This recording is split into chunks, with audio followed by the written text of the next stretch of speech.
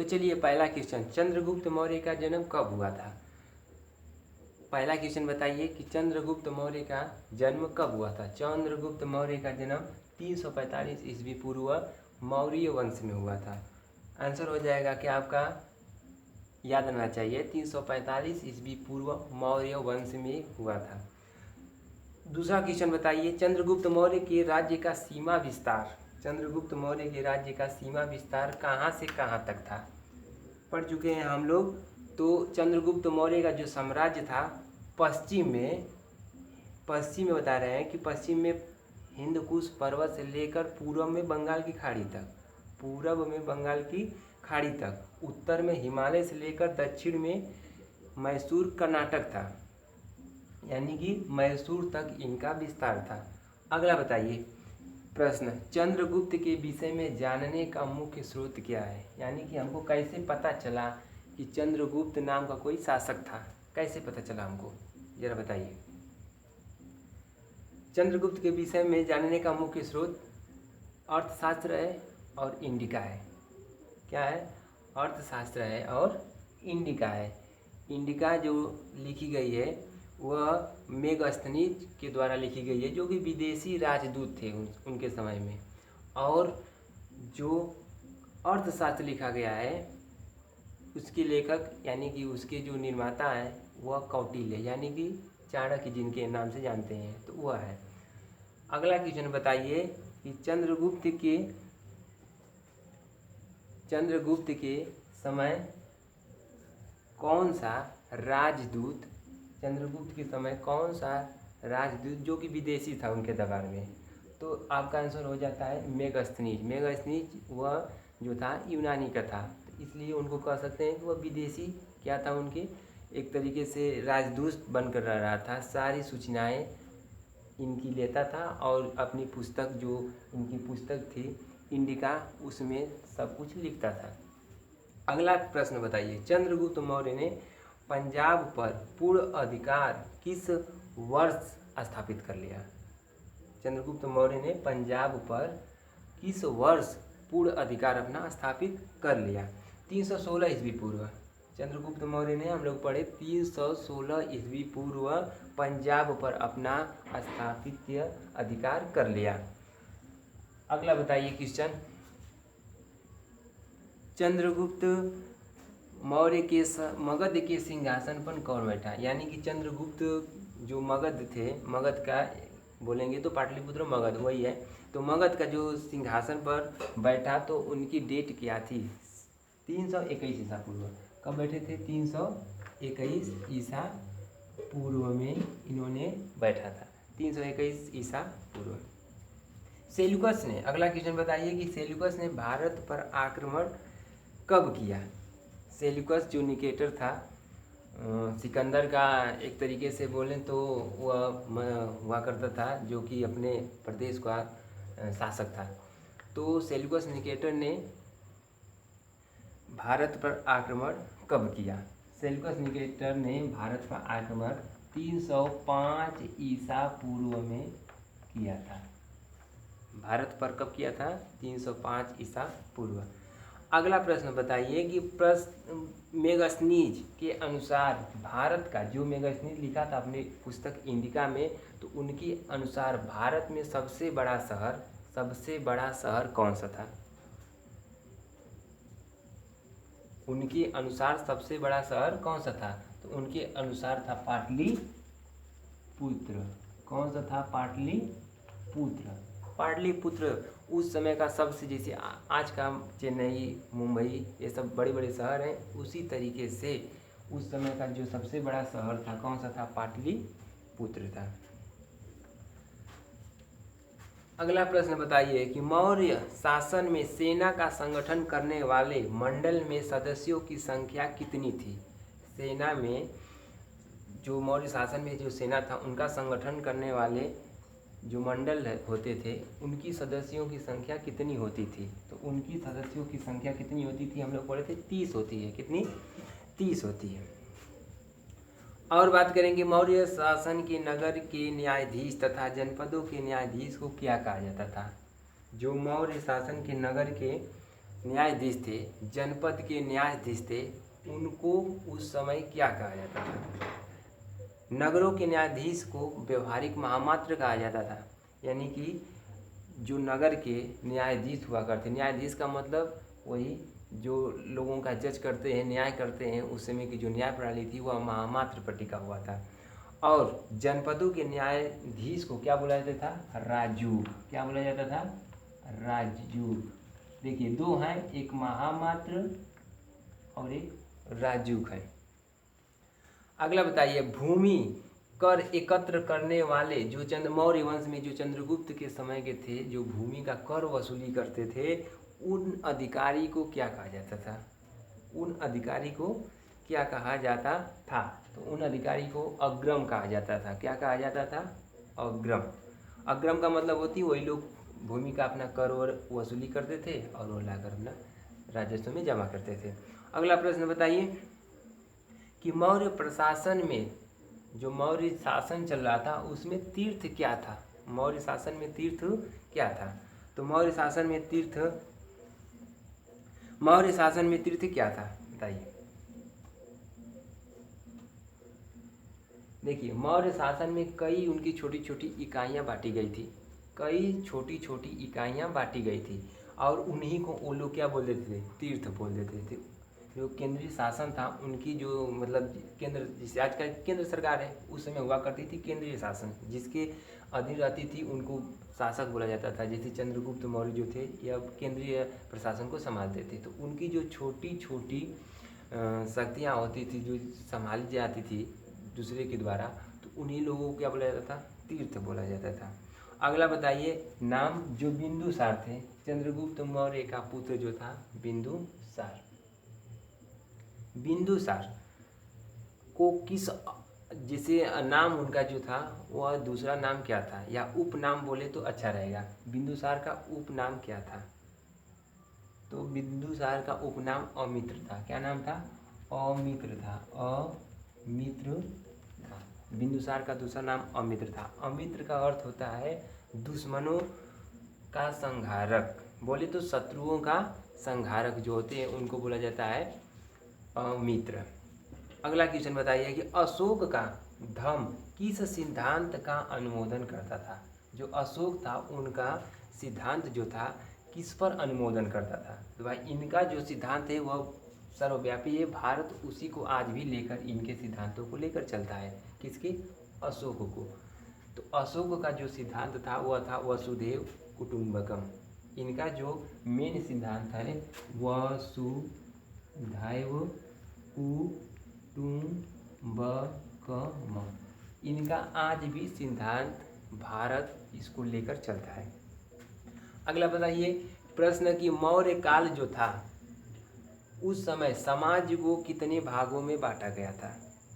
जो यह मौर्य हम लोग पढ़ रहे हैं तो कुछ बताते चलिए, जितना हम लोग पढ़ लिए हैं उसको आज दोहरा रहे हैं छोटे छोटे क्वेश्चनों के माध्यम से।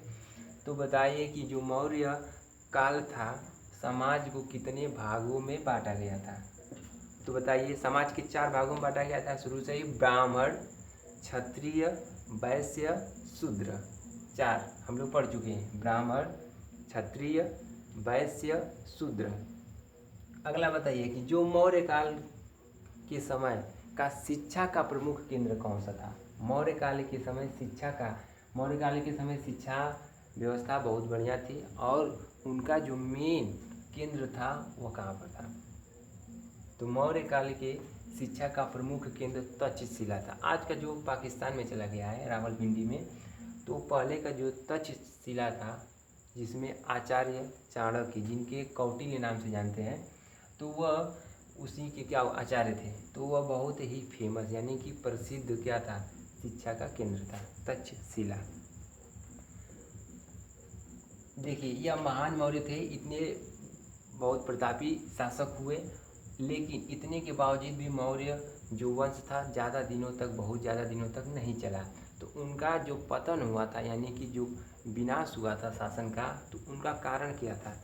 अगर देखेंगे तो अशोक के बाद लास्ट, देखिए सबसे बड़े मौर्य वंश में अशोक के बाद से इनका जो शासन व्यवस्था थी धीरे धीरे पतन होने की कगार पर हो गई। तो जो अशोक के बाद का जो जो अशोक के बाद का योग्य उत्तराधिकारी था वह इतने बड़े सत्ता को, इतने बड़े शासन को, केंद्रीय शासन को संभाल नहीं पाए। बहुत सारे कारण पर थे उसके। तो इतने बड़े शासन को संभालना किसी के बस की, इनके जो उत्तराधिकारी इनके बाद के हुए उनके योग्य नहीं थे। इसी कारण से क्या हुआ, उनकी वंश यानी कि उनकी शासनों का क्या होता गया, मौर्य वंश का विनाश की ओर शासन बढ़ता गया, अंत में पतन होता है इसी कारण से। आगे बताइए प्रश्न, मौर्य प्रशासन में जनगणना समिति क्या करती थी? जो मौर्य प्रशासन था, महान मौर्य जो हम लोग पढ़ रहे हैं, तो मौर्य प्रशासन में जो जनगणना जो समिति हुआ करती थी, जो लोगों को गिनती थी, तो उनका मेन कार्य क्या था? देखिए, जनगणना समिति को मेन काम था किसी भी क्षेत्र का, किसी भी गांव का, किसी भी नगर के लोगों का जन्म और मरण का गिनती करना, सर्वे करना उनका काम था। जनगणना का मतलब ये होता है सिंपल कि लोग कितने पैदा हो रहे हैं, कितने मर रहे हैं, इनकी बायोडाटा तैयार करना। देखिए अगला क्वेश्चन, सर्वप्रथम,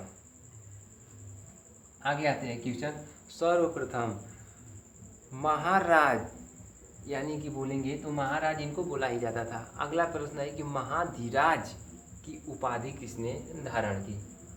अगला क्वेश्चन है कि सर्वप्रथम महाधीराज की उपाधि किसने धारण की? देखिए सर्वप्रथम ऐसे हम आ जाएंगे तो आपका यह गुप्त काल है। गुप्त काल को हम लोग स्वर्ण काल भी बोलते हैं। इसमें शासन व्यवस्था बहुत अच्छी थी, इसीलिए हम लोग एक सुनहरा काल या स्वर्ण युग का नाम देते हैं।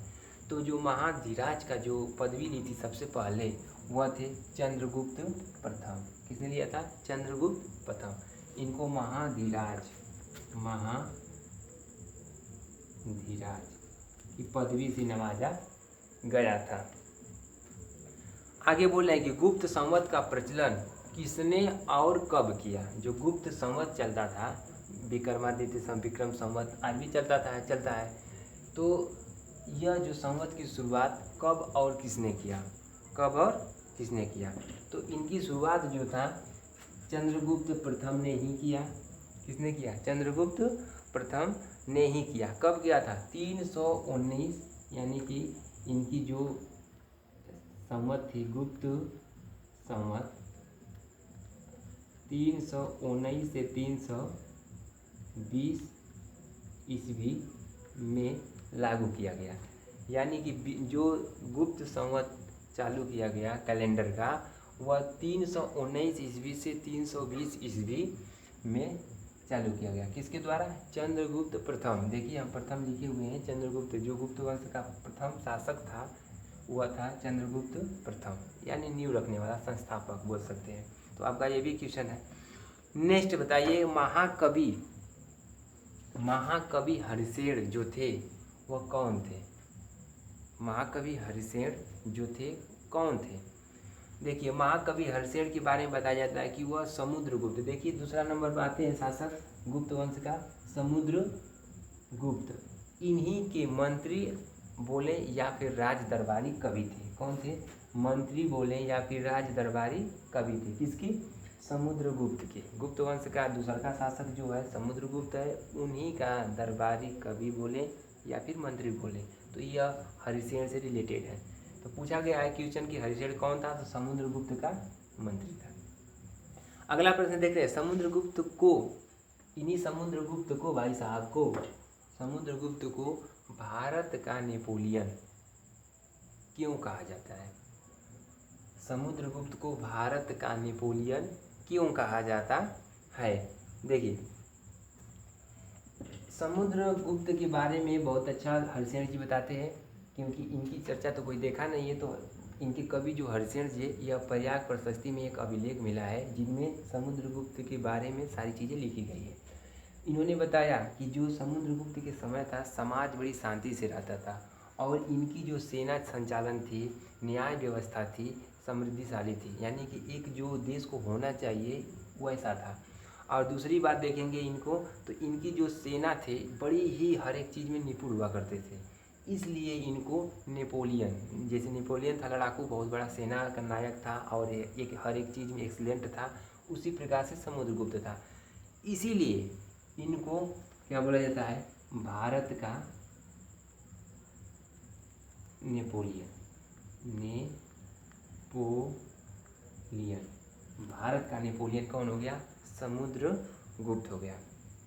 अगला देखिए क्वेश्चन है, गुप्त काल के दो प्रसिद्ध वैज्ञानिकों के नाम बताइए। जो गुप्त काल था हम लोग पढ़ चुके हैं, गुप्त काल बहुत बढ़िया से नहीं देखे हैं आप लोग वीडियो तो पिछले वाली क्लास को देख लीजिए, बहुत बढ़िया से हम लोग पढ़ चुके हैं कि गुप्त काल जो था उन समय के दो प्रमुख वैज्ञानिकों के नाम बता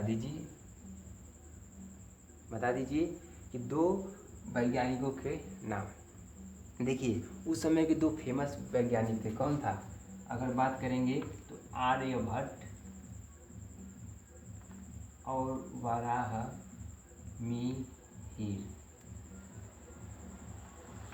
इनके दरबारी में भी नवरत्न थे, जैसे अकबर के दरबारों में नवरत्न थे वैसे ही गुप्त काल के भी जो विक्रमादित्य चंद्रगुप्त सेकेंड थे यानी कि विक्रमादित्य, उन्हीं के दरबारों में नवरत्न थे। तो इनमें से बात कर रहे हैं गुप्त काल के ही थे, तो इसलिए हम लोग आर्यभट्ट और वराहमिहिर को मान लेते हैं, यह फेमस थे और सबसे ज़्यादा वैज्ञानिकों में नाम इन्हीं का आता है, आज भी है इनके। तो देखिए अगला क्वेश्चन, गुप्त काल के दो प्रसिद्ध साहित्यकारों के नाम बता दीजिए। साहित्यकार बोले तो लेखक, यह वैज्ञानिक थे, कौन थे? वैज्ञानिक थे। अगला क्वेश्चन पूछ रहा है कि साहित्यिक जो है जो लेखक थे उनके नाम बताइए। साहित्यिक जो लेखक थे उनके नाम बता दीजिए। तो नवरत्न थे, एक से बढ़कर एक, सभी लोग इनके दरबार में थे, कोई वैज्ञानिक था, कोई कवि था, कोई लेखक था। तो इनके लेखक का नाम हम बता दे रहे हैं, कौन थे? कालिदास और विष्णु शर्मा, इनके प्रसिद्ध थे। कालिदास अभिज्ञान शकुंतलम मेघदूत बहुत सारे लिखे गए हैं। तो इसी तरीके से विष्णु शर्मा हो गए, विष्णु शर्मा, और इसके बाद कालिदास गुप्त काल के दो फेमस लेखक कौन थे? विष्णु शर्मा और कालिदास, जो कि विक्रमादित्य सेकेंड के शासक में ये लोग थे। अगला बता दीजिए कि चंद्रगुप्त द्वितीय के बारे में बताइए। तो देखिए चंद्रगुप्त समुद्रगुप्त के बाद उसका पुत्र चंद्रगुप्त द्वितीय राजगद्दी पर बैठा, जो 40 वर्षों से मालवा हुआ। देखिए मालवा का जो पठार था यानी मालवा जो आज भी आप लोग पढ़ते हैं, तो उस समय का मालवा जो हुआ करता था उसके शासक थे। मालवा का शासक जो थे 400 वर्षों से राज्य करते थे और उनको कोई मतलब हराया नहीं था। और गुजरात में शासन कर रहे जो शक वंश था, गुजरात में जो शासन शक वंश कर रहे थे उनको पहली बार हराया। किसने? विक्रमादित्य। 400 वर्षों से शासन कर रहे मालवा शासक को, और शकों के गुजरात का जो शक वंश जो शासन कर रहा था उनको पहली बार किसी हराया? तो किसने हराया? विक्रमादित्य चंद्रगुप्त सेकेंड। और इसके बाद इसी कारण इनको विक्रमादित्य की उपाधि, चंद्रगुप्त सेकेंड को विक्रमादित्य की उपाधि से भी नवाजा गया। तो चंद्रगुप्त को पहली बार विक्रमादित्य का नाम भी दिया गया। आगे बता रहे हैं कि चंद्रगुप्त विक्रमादित्य, अब से हम लोग इनको बोल रहे हैं चंद्रगुप्त द्वितीय को विक्रमादित्य। तो चंद्रगुप्त विक्रमादित्य जो थे, इनके शासन में भूमि कर जो वसूलते थे उन अधिकारियों को क्या कहा जाता था? चंद्रगुप्त द्वितीय जो थे विक्रमादित्य, इनके जो भूमि कर वसूलते थे उन अधिकारियों को क्या कहा जाता था? तो उन अधिकारियों को कहा जाता था क्या? साल्किक। क्या बोला जाता था? साल्किक। तो जो भूमि कर वसूलते थे इनके में साल्किक, ये लोग क्या करते थे? भूमि को मापते थे और मापने के बाद इनको जो कर वसूलते थे राजस्व में जमा करते थे, और जमा करने वाले अधिकारी को हम लोग बोलते हैं साल्किक। अगला होता है, हुड़ों ने भारत पर आक्रमण किस शासक के काल में किया? हुड़ों ने आक्रमण किस शासक के काल में किया? देखिए गुप्त वंश में ही हुआ था, और हुड़ों सबसे पहले मध्य एशियाई भाग से आए हुए थे, और किसके शासन में हुआ? सबसे ज़्यादा बार भी हुआ और पहली बार भी हुआ था किसके? कुमार गुप्त के शासन काल में। किसकी? सही, कुमार गुप्त के शासन काल में हुड़ों का आक्रमण हुआ। हुड़ों का आक्रमण हुआ किसके शासन काल में? तो कुमारगुप्त के शासनकाल में। अगला प्रश्न देखिए, चीनी यात्री फायान जो था, चीनी यात्री फायान किसके शासनकाल में भारत भ्रमण करने के लिए आया था? जो फायान था किसके शासनकाल में भारत घूमने के लिए आया था?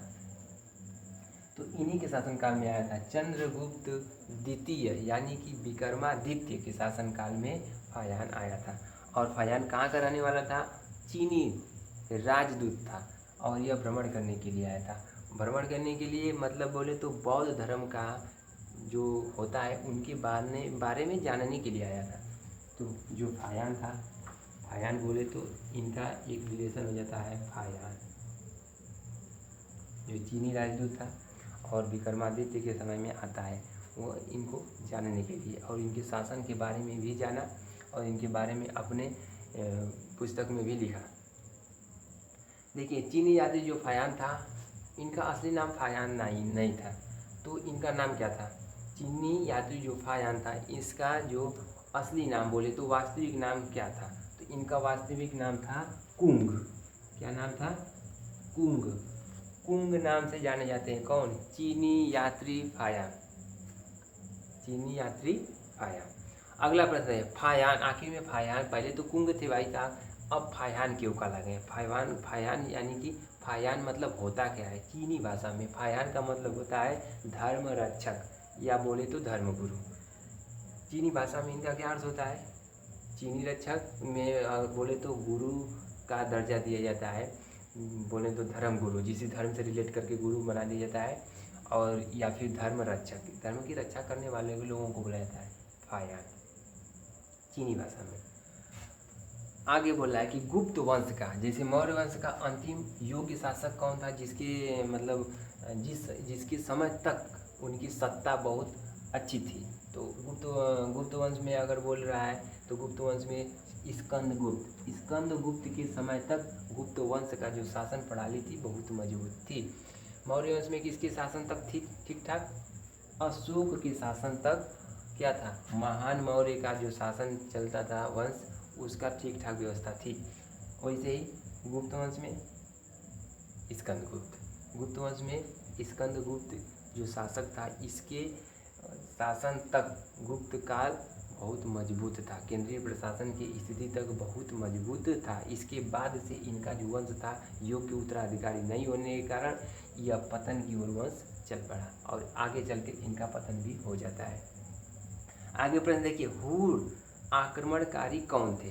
हुड़ लोग जो थे आखिर में आक्रमणकारी बनकर भारत में एंट्री क्यों किए? क्योंकि यह लोग खाना बदे थे। जो हुड़ होते हैं, हुड़ की बात कर रहे हैं, जो हुड़ होते हैं, देखिए जो हुड़ होते हैं, तो हुड़ की बातें कर रहे हैं कि जो हुड़ होते हैं यह मध्य एशियाई के लोग हैं, खाना बदोश लोग हैं। कौन है? मध्य एशियाई से आए हुए लोग जो खाना बदोश लोग होते हैं। खाना बदोश का मतलब क्या होता है? खाना बदोश को हम लोग बोलते हैं घुमक्कड़। क्या बोलते हैं? घुमक्कड़। घूम घूम कर इधर उधर खाने की यानी भोजन की तलाश में लोग घूमते रहते हैं, वैसे लोग थे। और यह लोग जो थे बहुत ज़्यादा मात्रा में तीर धनुष चलाते थे और जो लड़ाई करने की जो इनकी परंपरा थी बहुत तीव्र थी। तो इसी कारण से इनको हम लोग आक्रमणकारी के नाम से जानते हैं। तो हुड़ों का आक्रमण किसके समय में ज़्यादा हुआ था? कुमारगुप्त के समय से हुआ था। कहाँ से आए थे? मध्य एशियाई से आए थे। अगला प्रश्न देखिए, पुष्यभूति वंश का प्रथम प्रभावशाली शासक कौन था? पुष्यभूति वंश का प्रथम प्रभावशाली शासक कौन था? भाई पुष्यभूति वंश का सबसे प्रभावशाली हर्षवर्धन था। कौन था?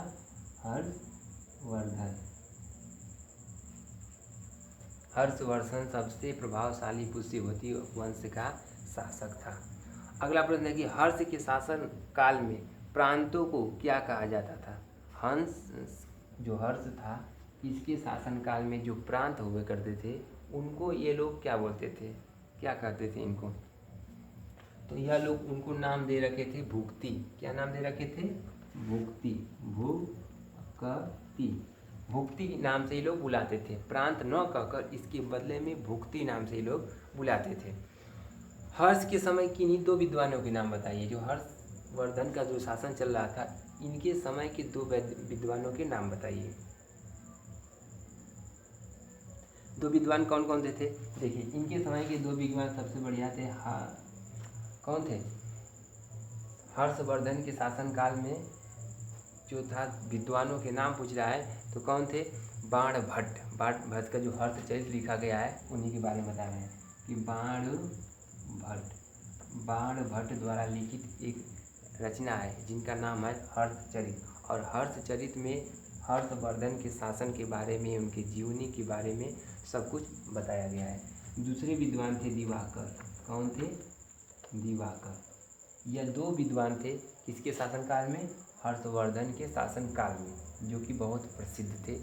और यह लेखक में हर्षवर्धन की जीवनी के बारे में इन लोगों ने बताया है।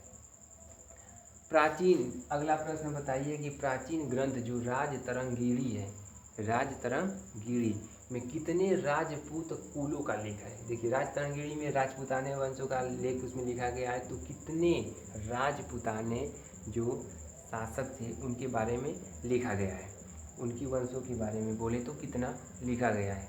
देखिए जो राजतरंगिणी में पूछेंगे तो 36, कितने? 36 के आम समय को 36 कुलों के बारे में, राजदूत कुलों के बारे में बताया गया है। कितने? 36 राजदूत कुलों के बारे में कौन बता रहा है? तरंगिणी, राजतरंगिणी। पूरा नाम इसका राजतरंगिणी है। और राजतरंगिणी 36 राजपूत कुलों के बारे में बताती है। अगला प्रश्न बताइए कि चंदेलों की राजधानी का नाम क्या था? चंदेलों की राजधानी का नाम क्या था? तो चंदेलों की राजधानी जो थी, उनकी राजधानी का नाम क्या था? खजुराहो। क्या नाम थी? खजुराहो। चंदेलों की राजधानी का नाम खजुराहो। परमार वंश, आगे बताइए क्वेश्चन। परमार वंश का प्रथम स्वतंत्र शासक कौन था? परमार वंश का स्वतंत्र शासक कौन था? तो सियक थे। कौन थे? सियक इस तरह से लिखा था। परमार वंश का जो स्वतंत्र यानी कि अपने इच्छा अनुसार जो कार्य कर सके स्वतंत्र, वह शासक जो थे सियक थे। सियक, देखिए सियक का दूसरा नाम श्रीहर्ष था। क्या नाम था? श्रीहर्ष। आगे बताइए क्वेश्चन। गढ़वालों का सर्वाधिक योग्य एवं शक्तिशाली शासक कौन था? गोविंद चंद्र। कौन नाम था? गोविंद चंद्र। 1114 से 1115 ईस्वी ने इन्होंने शासन किया था। तो यह हो गए गोविंद चंद्र, गढ़वालों का सर्वाधिक योग्य एवं प्रभावशाली शक्तिशाली शासक थे। अगला प्रश्न बताइए कि जयचंद्र किस युद्ध में पराजित हुआ था? जयचंद्र जो आप लोग जानते हैं जयचंद्र के बारे में। जयचंद्र किस युद्ध में पराजित हुआ था? तो चंदावर के युद्ध में। जयचंद्र चंदावर के युद्ध में पराजित हुआ था। किसे लड़ा गया था? बाबर में चंदावर का युद्ध लड़ा गया था, तो इसके युद्ध में पराजित किया गया था। अवंती सुंदरी कौन थी? अवंती सुंदरी एक विदुषी महिला थी। विदुषी का मतलब एक विद्वान महिला थी, अवंती सुंदरी। अगला प्रश्न, चेदी राजवंश का प्रथम शासक कौन था? तो कोक्कल था। कौन था? कोक्कल था। सोलंकी वंश की राजधानी कहाँ थी? सोलंकी वंश की अहिन्नवाड़ा थी। कहाँ थी? अहिन्नवाड़ा थी। सोलंकी वंश की राजधानी अहिन्नवाड़ा थी। प्रतिहार वंश की स्थापना किसने की थी? प्रतिहार वंश की स्थापना हरिश्चंद्र ने की थी। और किंतु इनका प्रथम जो राजा था, प्रथम राजा जो था प्रतिहार वंश का, नागभट्ट था। कौन था? नागभट्ट था। चौहान वंश, देखिए चौहान वंश को हम लोग चाहमान वंश नाम जानते हैं। चौहान बोले या फिर चाहमान बोले। यह वंश जो था जो इनका फेमस बोले तो प्रसिद्ध हुआ। अंतिम शासक कौन था? अंतिम शासक चौहान वंश का कौन था? तो वह थे पृथ्वीराज तृतीय। 1179 से 1193 तक शासन किया था पृथ्वीराज तृतीय। आगे पाल राजवंश का प्रथम राजा कौन था? पाल राजवंश का प्रथम राजा कौन था? तो पाल वंश का संस्थापक थे गोपाल, लेकिन प्रथम राजा नहीं थे। कौन था प्रथम राजा? तो इनके प्रथम राजा का नाम धर्मपाल है। क्या नाम है? धर्मपाल। उन्हीं के लड़के थे धर्मपाल। और इन्होंने कब से कब तक की थी? 770 से लगाई 780 ईस्वी तक इन्होंने क्या किया था? शासन किया था। राजपूत काल में राज्य की आय का, राजपूत जो वंश चल रहा था उनके समय में राज्य का जो आय थी उनका मेन स्रोत क्या था? मेन सोर्स क्या था?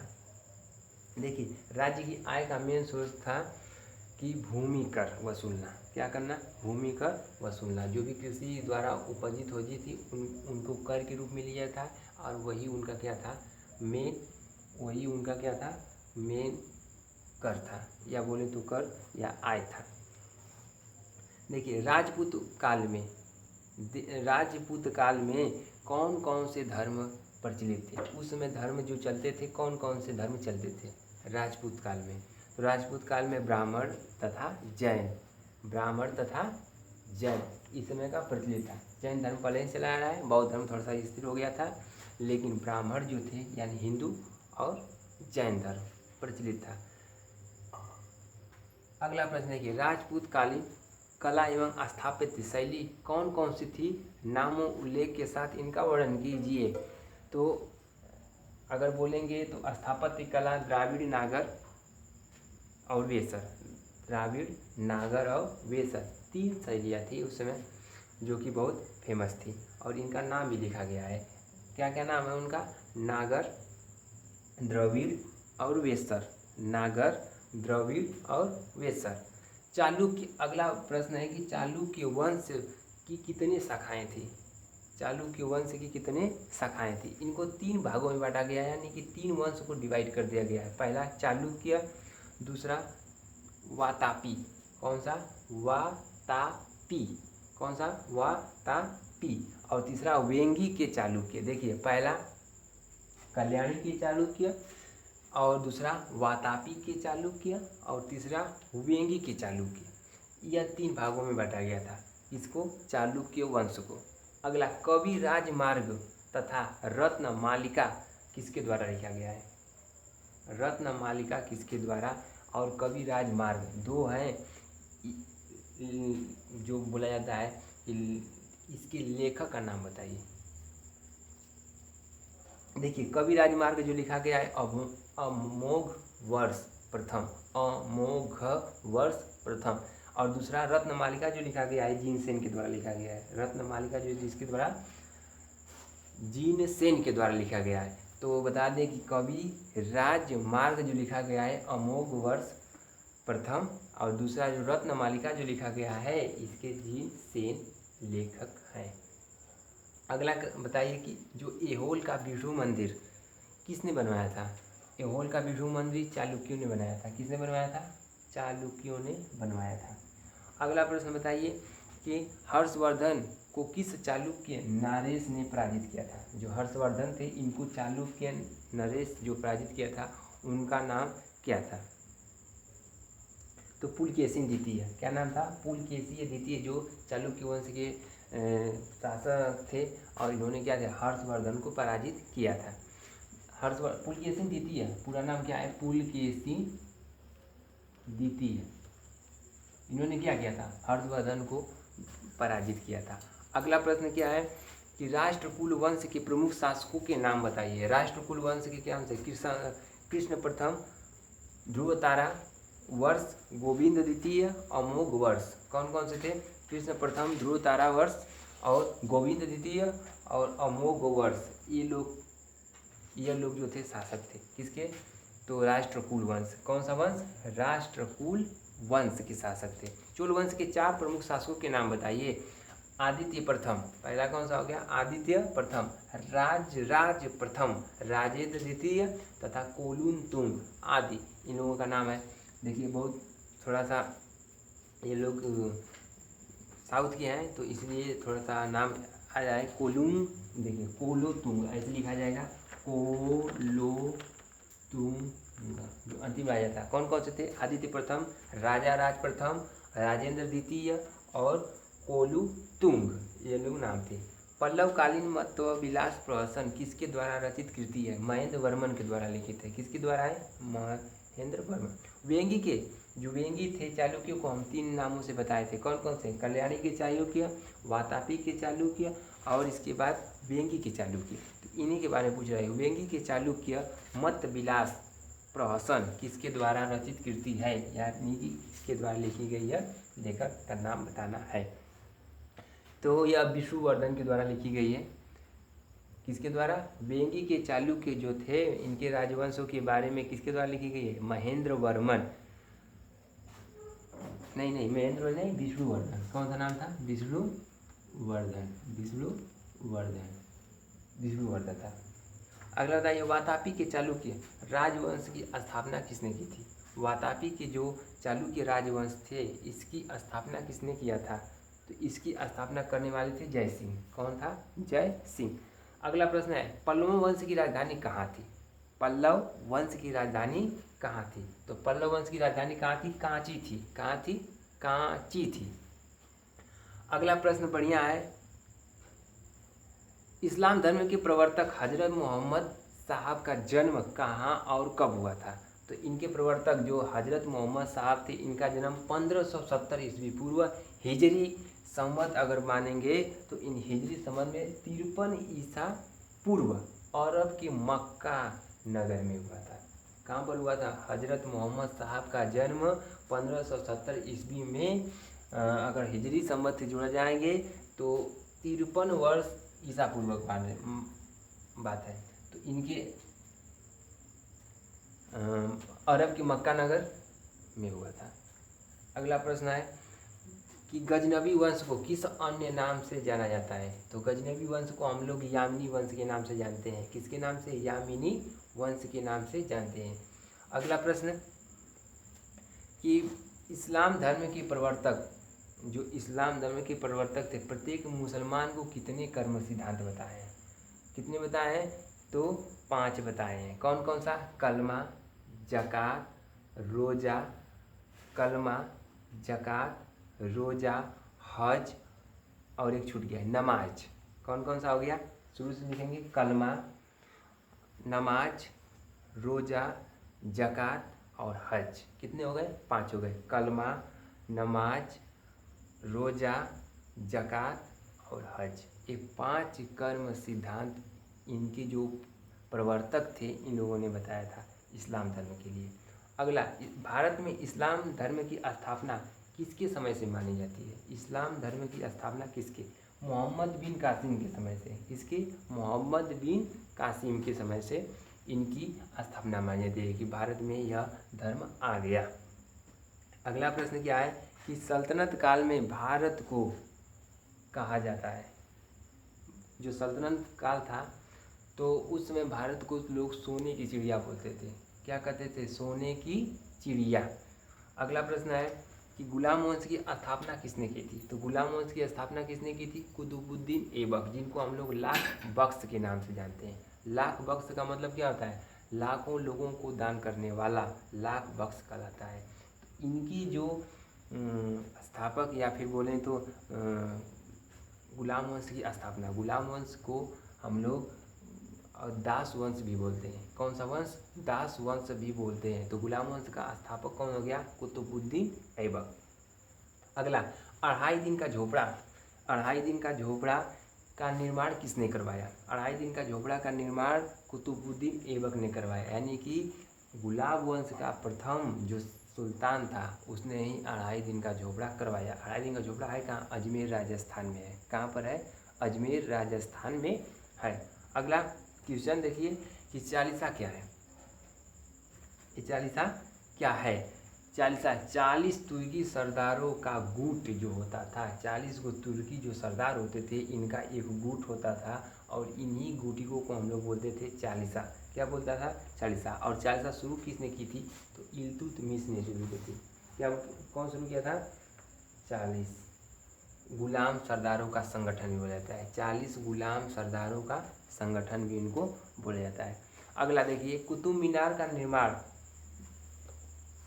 किसने पूर्ण करवाया? कुतुब मीनार का निर्माण किसने पूर्ण करवाया? तो कुतुब मीनार का निर्माण अगला शासक जो गुलाम वंश का था, इल्तुतमिश तीसरा का शासक था ना, तो इसने पूर्ण करवाया था। 5 मंजिला इमारत बनवाकर इसने पूर्ण करवाया था। शुरुआत किसने की थी? स्थापना किसने की थी? कुतुब मीनार की नींव किसने रखी थी? तो कुतुबुद्दीन ऐबक ने रखी थी।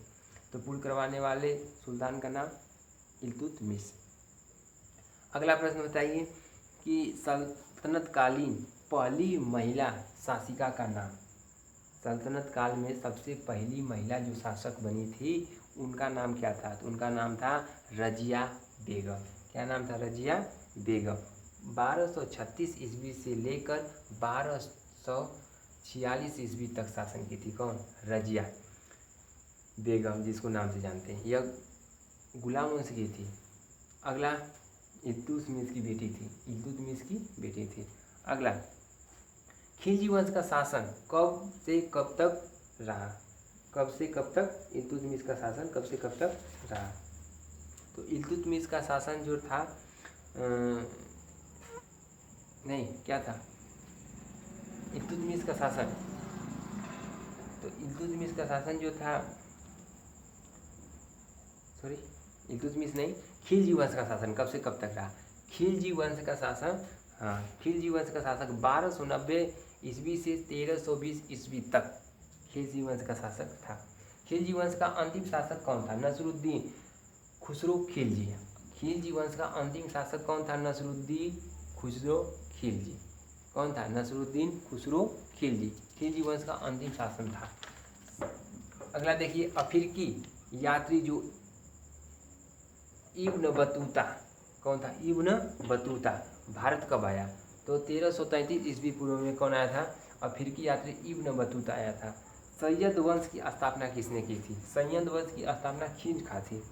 किसने की थी? खिज खां ने की थी। अगला, गुलरुखी उपनाम किस शासक का है?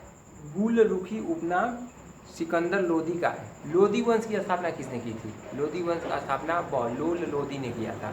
सैद्धांतिक रूप से मुस्लिम राज्य किस प्रकार का था? तो सैद्धांतिक रूप से मुस्लिम राज्य धर्म प्रधान राज्य था। किसका राज्य था? धर्म प्रधान राज्य था। अपना बताइए कि राज तरंगिणी के लेखक कौन थे? तो राज तरंगिणी की जिसको 36 राजपूतों के कुल के बारे में बताता है, इनके जो लेखक है कल्हड़ी है। कौन है? कल्हड़ी। ऐसे लिखा जाएगा कल्हड़ी। क आधा ल ह आड़ा अवसर बड़ी की मात्रा, कल्हड़ी। तो कल्हड़ी थे। सल्तनत काल में कितने कर लिए जाते थे? जो सल्तनत काल था उस समय कितने कर लिए जाते थे लोगों से? तो उस समय 4 कर लिए जाते थे। कितने कर? 4 कर। लाइन से गिनिए, खक्स, जजिया, सकात और खराज। शख्स कौन था? शख्स नहीं, जो ऐसे लिखा जाता है खक्स,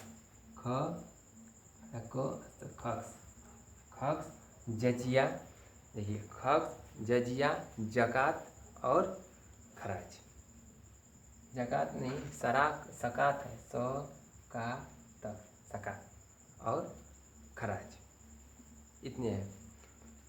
अगला देखिए, मंगोल साम्राज्य की स्थापना किसने की थी? मंगोल साम्राज्य की स्थापना चंगेज खान ने किया था। किसने किया था? चंगेज खान ने किया था। अगला प्रश्न, चंगेज खान ने सर्वप्रथम किस भूभाग को अपने अधीन किया? तो उत्तरी चीन के भूभाग को सबसे पहले किसने किया था? तो चंगेज खान ने अपने अधीन किया था। सल्तनत काल का साम्राज्य जो चला था वह कितने वर्षों तक चला था? सल्तनत काल के 320 वर्ष तक चला था सल्तनत काल। और सल्तनत काल के पतन होने का मुख्य कारण था, क्यों 320 साल के बाद यह खत्म हो गया? तो इनकी सबसे बड़ी विशाल साम्राज्य था, इनको संभालना बड़ी मुश्किल हो रहा था। सूफी क्या है? सूफी अरब में जो व्यक्ति शफ अथवा भेड़ के बालों का ऊनी वस्त्र पहनते थे उनको सूफी कहा जाता था। सूफी का मतलब क्या था? जो अरब में लोग भेड़ जो होती थी उनकी ऊन से द्वारा बनाए गए उनके वस्त्रों को जो पहनते थे उनको क्या बोला जाता था? सूफी। सूफी संप्रदाय क्या है? तो सूफी संप्रदाय जो था मुस्लिम का रहस्यवादी आंदोलन भी कहा जाता है। और इनका जो आंदोलन था, जो आंदोलन ये लोग सूफी आंदोलन किया करते थे, इनका उद्देश्य क्या होता था? किस मकसद से ये लोग आंदोलन किया करते थे? तो इनका मकसद होता था कि ईश्वर के प्रति बिना भेदभाव किए प्रेम सिखाना था। यानी कि बिना भेदभाव किए ईश्वर के प्रति प्रेम दिखाना यानी सिखाना था। सूफी संप्रदाय किस संप्रदाय का अंश है? किसको हम लोग उसमें जानते हैं कि सूफी संप्रदाय आता है? तो सूफी संप्रदाय जो होता है मुस्लिम धर्म या ईसाई मुस्लिम धर्म को हम लोग मुस्लिम धर्म में रखते हैं, यानी कि इस्लाम धर्म, मुस्लिम को इस्लाम धर्म। सूफी संतों का जीवन कैसा था? तो सूफी जो लोग हुआ करते थे संप्रदाय के, वो लोग क्या करते थे? वो लोग जाकर घूम घूम कर मानव सेवा करते थे, मानव सेवा, और लोगों को क्या करते थे? ईश्वर के प्रति उपदेश देते थे। क्या करते थे? ईश्वर के प्रति उपदेश देते थे। और यह अपने द्वारा खान का जो जिसमें रहते थे बनवाकर, जैसे साधु वधु लोग कुटी आश्रम में रहते थे, तो ये लोग खान का बनवाए थे, और खान का में जाकर लोग क्या करते थे? वह स्वयं उसी में रहते थे और वहाँ से रहकर लोगों को उपदेश देते थे और मानव धर्म की सेवा करते थे। अगला भक्ति आंदोलन क्या था? भक्ति आंदोलन का धारा एक ईश्वर के प्रति एक सच्ची निष्ठा रखना, एक ईश्वर के प्रति क्या करना? सच्ची निष्ठा रखना, ये क्या कहलाता था? भक्ति आंदोलन। सूफी आंदोलन, भक्ति आंदोलन। सूफी आंदोलन में क्या था? सूफी आंदोलन में बिना भेदभाव किए ईश्वर के प्रति भाव रखना, और भक्ति आंदोलन में वैसा ही है कि एक ईश्वर के प्रति सच्ची निष्ठा रखना, और जितने ढोंग ढकुसले थे, कर्मकांड, यज्ञों, इन सभी चीज़ों को परित्याग करना, क्या कहलाता था? भक्ति आंदोलन का मुख्य उद्देश्य कहलाता था कि जितने भी हिंदू धर्म में यज्ञ हो रहे हैं, कर्मकांड हो रहे हैं, इनको छोड़ दिया जाए और एक ईश्वर के प्रति क्या रखा जाए? एक सच्ची निष्ठा रखी जाए। यह भक्ति आंदोलन का मेन उद्देश्य था। अगला बोलेंगे तो भक्ति आंदोलन के जो संत थे, आंदोलन जो में भाग लिया करते थे, वो संतों के कुछ नाम बता दीजिए। तो कौन कौन थे? रामानुज और निम्बार्क जो थे, यह लोग घूम घूम कर इस आंदोलन में या लोगों से यह चर्चा करते थे, बताते थे कि ईश्वर के प्रति क्या रखिए? एक ईश्वर के प्रति सच्ची निष्ठा रखिए, विश्वास रखिए, और यज्ञ कर्मकांडों को, इन सबको छोड़िए समाज से। अगला, बहमनी राज्य में कुल कितने शासक ने राज्य किया? बहमनी राज्य ने कुल कितने? बहमनी राज्य जो था, इनमें कुल 12 शासकों ने क्या किया? राज्य किया। 12 शासकों ने क्या किया? राज्य किया।